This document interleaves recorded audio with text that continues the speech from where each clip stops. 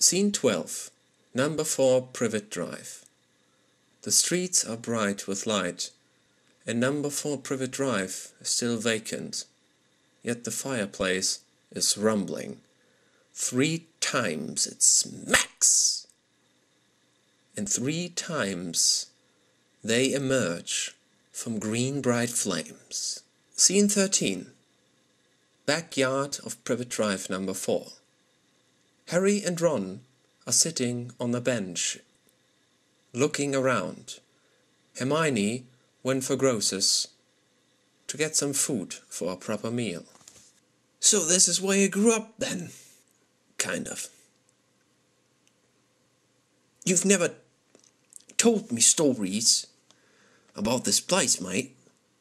You told me some, but I only got the gist of it. Well,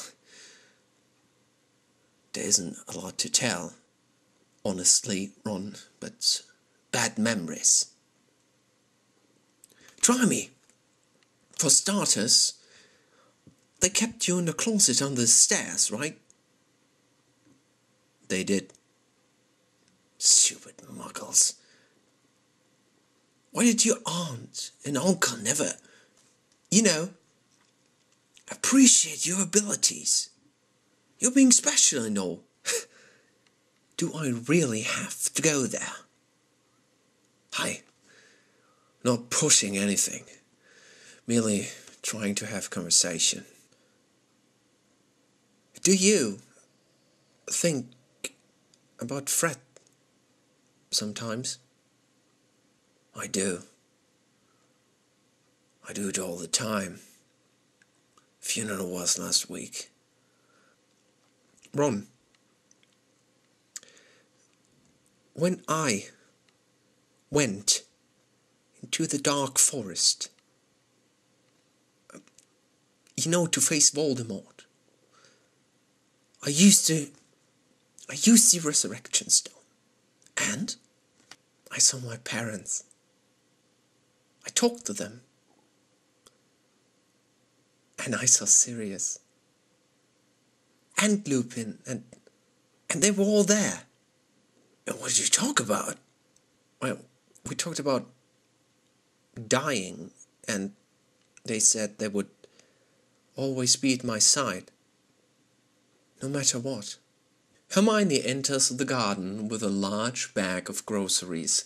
They both look at her, for it is an abundance of stuff in her hands. Did you buy stuff for a bloody army? Oh, please.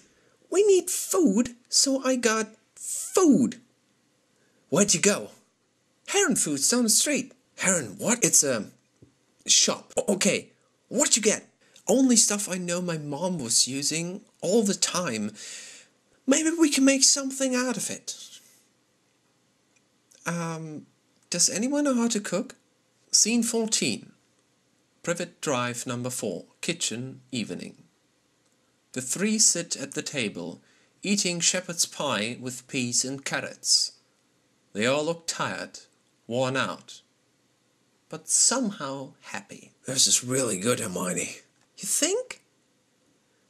It's my first shepherd's pie. Mum made the best ones. Or do you keep track of them? I shouldn't. I can imagine. My parents died when I was only a baby and never have talked to them in person. I would have loved to hear what they had to say about their lives, their relationships. I remember this place. All of it. I grew up here. It was dreadful. And yet somehow Yet what? I miss them. Your parents. The Dursleys. Why? They were horrible. They truly were. But somehow they were Family. Harry, what is going on? Well, okay.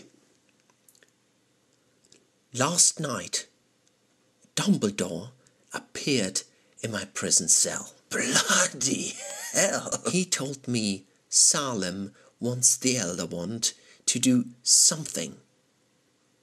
He wasn't that precise. It all has to do with a thing called the Society of Silence. What is that? It's a secret society formed long time ago. They created the Elder Wand, and the wand, well, it's still intact. Dumbledore told me. And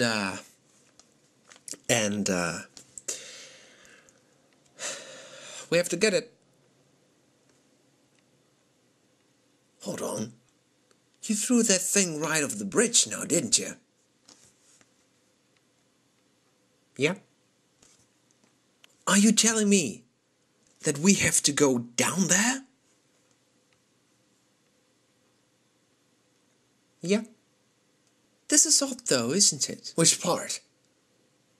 There are many odd parts if you think about it. No, Ron, I mean the Elder Wand being something else, except being, you know, the most powerful wand in the world.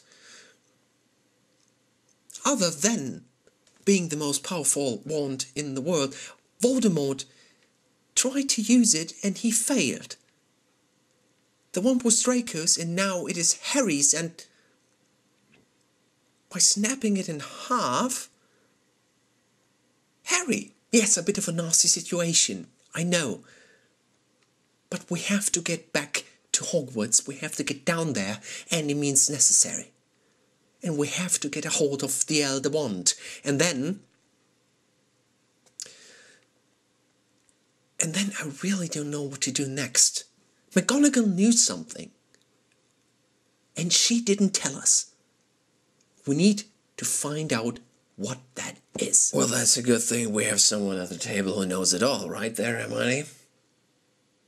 What are you on about? A Society of Silence, I mean. Surely you must have heard of it. Sad to say, I don't know everything, Ronald.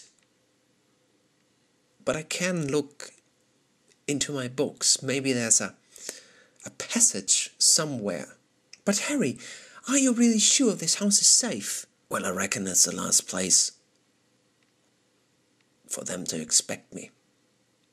I'm sure. Harry gets up from the table and makes his way towards the fireplace. He takes a gander through the front room. Hermione, can you disable the fireplace? We cannot use the flute powder network again. They will trace us. I don't know if there's a charm to do so. There probably is. Harry makes his way for the hallway. The others exchange a quick look, a bit worried. Hermione follows Harry. And where do you think you're going? For all you know, I'm going to the bathroom. Yeah, but you're clearly not. Ron joins them. You're not planning on going out there, are you now? Look, I need time to think. Time to get in contact with whatever contacted me the night before in my cell. Harry, has it occurred to you that maybe the person you were talking to wasn't Dumbledore at all? Yeah, I did, but something felt very right about it all. It felt like Dumbledore. I cannot describe it, and I have no time to explain it. I feel I have to go out and I have to be alone right now. Well, at least tell us where you're going, mate.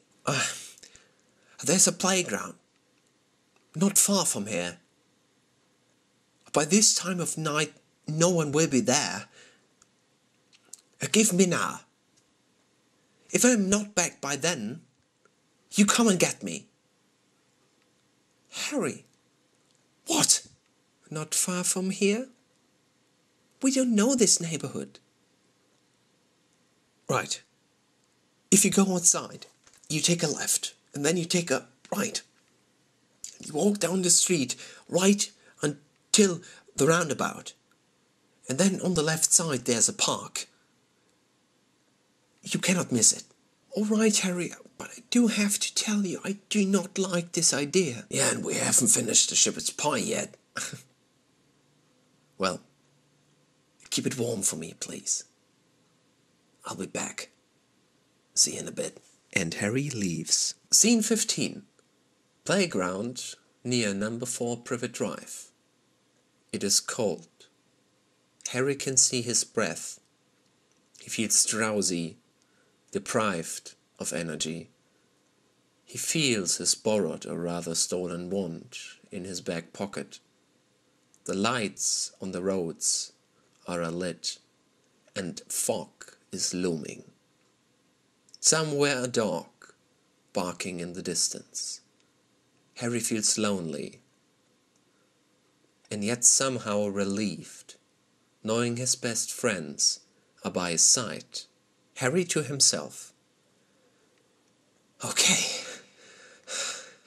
I am outside, alone, talking to myself like a nut job. Why? I need information. I cannot step blindly into this. This is not what I thought would happen. He reaches the playground. It is dark and vile. A gust of wind is there to be felt. A voice can be heard. Take them. You have been a faithful servant, Severus, but only I can live forever. Nagini. Harry snaps out of it, and sweat is on his forehead. He needs to sit down. The bench is a bit wet, yet he doesn't mind.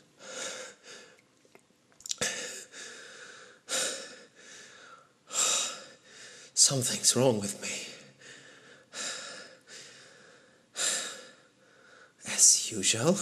On the right, a man was to be seen, dressed in black robes, long black hair, a peaky hook nose. Harry readies his wand. Stop! Who goes there? Put it down, Potter. Do not make a fool out of yourself. Professor Snape appears out of the darkness, and Harry cannot believe his eyes. Be quiet. Snape sits down beside Harry, and he notices that a gloomy aura emerges from his former Hogwarts teacher. Snape looks out front, not taking a single look at Harry, yet Harry cannot help but stare. Looking for something in particular, Potter? No, sir. I do not have much time, so I will make this as brief as possible. What? You are going for the wand. What? What? I took you for the pretentious little boy you were and are, but never for a stupid one. We are going for the wand, I suppose. Dumbledore told me to get it. That is not surprising. Snape turns and looks straight at Harry. You will go to Gringotts Bank of Witchcraft and Wizardry. All right. You will enter my vault. Why? I told you to be quiet. This is not a hard task to fail now, is it, Potter? Sorry. On the upper shelves, I marked it. Marked? With the sign of the Deathly Hallows. Okay. Why do we need that? Dumbledore told me. And I will tell you, my time here is short. You will take the parchment. I'm sure that Miss Granger will know what to do with it? Has it anything to do with the Society of Silence, Professor? It is of the utmost importance that you do as I say. Professor, I am sorry. An interesting choice of words. And I am already bored. You told me to take your tears to the pensive, to Dumbledore's office. And I did. I have never liked you, Potter. Well, something tells me that is not the case. They share a look. I saw my mother in the Forbidden Forest. Snape waits for a moment and lingers on Harry. You already know too much. It is not my intention to form a bond. Yet it felt that way. I did what had to be done. Not entirely. You saved my life. Snape remains silent. Could you at least tell me, Professor? Snape remains silent. About my mother? I mean... All you know, and all you know now, will suffice. I'm sorry for what my father did to you. And the others. Late apologies will not be accepted. However, I acknowledge your tenacity. Will you be here to guide us then? Through all of this? Snape leans towards Harry. Always. Snape gets up and walks towards the shadows. Harry gets up as well. Professor! I'm sick of this. We killed Voldemort. I was questioned. Dumbledore appeared in my cell. Now you are here. What the hell is going on? Well, after all, you are not as stupid as you look, Potter. Why is this happening to me? Why? You came in contact with the Resurrection Stone. So? Snape raises his eyebrows. The powers don't cease once I let go of it. Gringotts, Potter. My vault. Do it before Salem finds out. Find out what? Once you know. You know? And how did we get into your vault? I mean, you're dead. Thank you for the kind reminder. Sorry. Snape walks towards Harry and looks him right in the eyes. And for the first time ever, Harry notices something he had never seen in Snape before. Kindness. Do you want to know? What? I have lived my life knowing that Mum is the word. Yeah? There was, however, one person. My mother.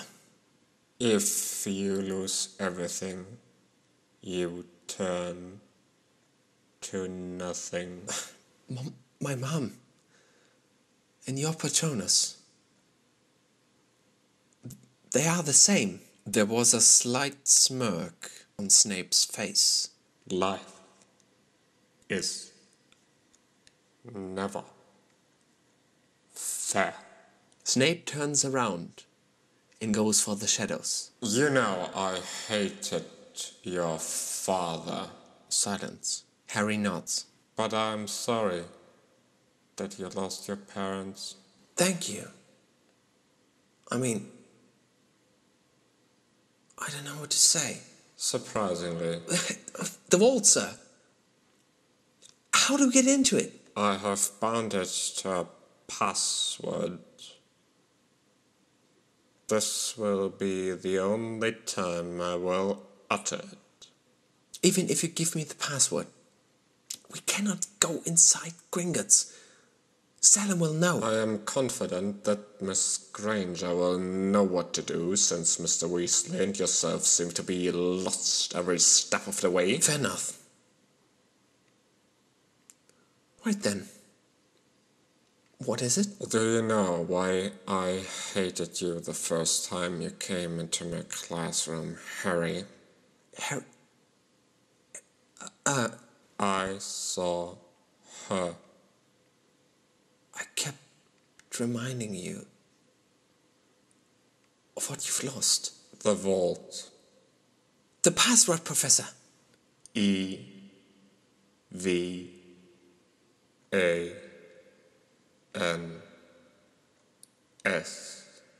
Professor Snape disappears within the shadows and Harry is alone yet again.